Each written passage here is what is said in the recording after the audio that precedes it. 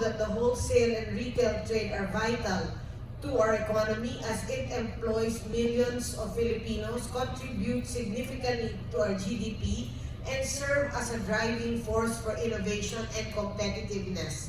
I encourage all of you to explore the Create More Act, which was just signed around 2 weeks ago, as this can be a game changer given the incentives for both foreign and local markets.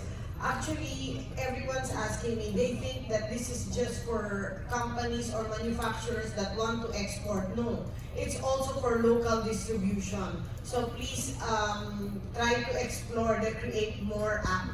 This could be beneficial for your business.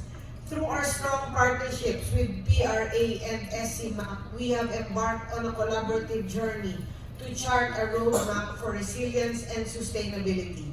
Our